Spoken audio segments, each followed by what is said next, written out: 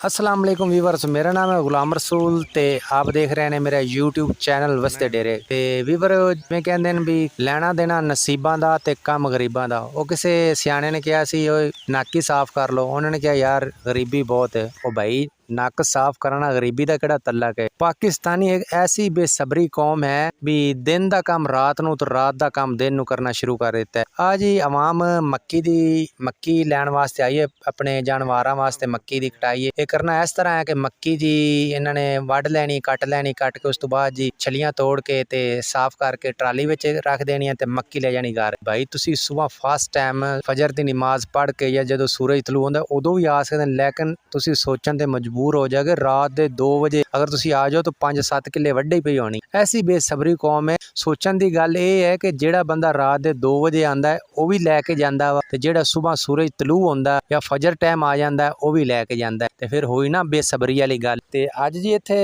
इतफाक होया आवन दा ते सुनने च ये आई भी तकरीबन 4 बजे इत्थे आए उदों 6 किले मक्की अवाम ने वढ़ लई सी। ते अवाम मक्की ते इस तरह टुट के पैंदी, अगर भुखे जानवर भी किसी फसल ते या पट्ठे चारे बंदा छड्डे ते वो भी भज नस के इस तरह नहीं पैंदे जिस तरह इंसान पै रहे। ते औरतां भी नाल शामिल ने। रात दे 2 बजे आना यार कोई खाला जी दा वाड़ा नहीं है। वो भी तकरीबन 5-5 10-10 किलोमीटर दूरों अवाम मोटरसाइकिलों ते खोती रेहड़ियां ते बलद रेहड़ियां ते अवाम ते वेखो अगर एक एकड़ वड्डी जांदी है फिर दूसरा किला शुरू कराया जांदा ते अवाम इस तरह टुट के पै जांदी इवें ते बाल चावलों की देग वडींदी होवे ते नियाणे नहीं पैंदे। जिस तरह समझदार इंसान वड्डे वड्डे बुढ़े जवान नौजवान ते जिस तरह वेखो लगे होया। ये जी मंजर तुसी चेक कर लो। ये मक्की जी जानवरां वास्ते जी चारा लैके जा रही अवाम ते वेखो किस तरह छलियां जी मक्की के टांडियां नालों ला के थल्ले सिੱਟੀ ਜਾਂਦੇ ने। उस तो बाद इकट्ठियां करनगे, तोड़े च पाणगे, ट्राली च पाणगे ते जिहड़ी होएगी मक्की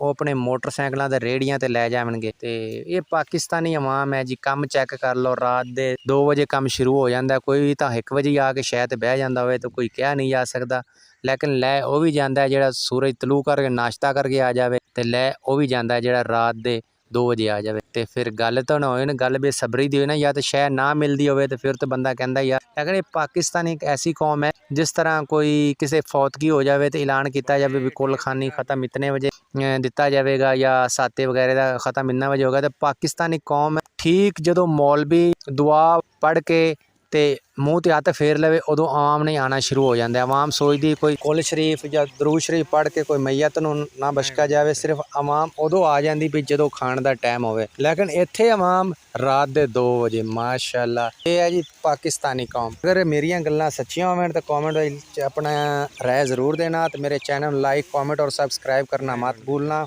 नैक्सट टाइम मज़े की वीडियो तो मेरे चैनल मिलते रहनगियां। नैक्सट वीडियो वास्ते अपने भरा गुलाम रसूल जो इजाज़त, तब तक के रब रखा।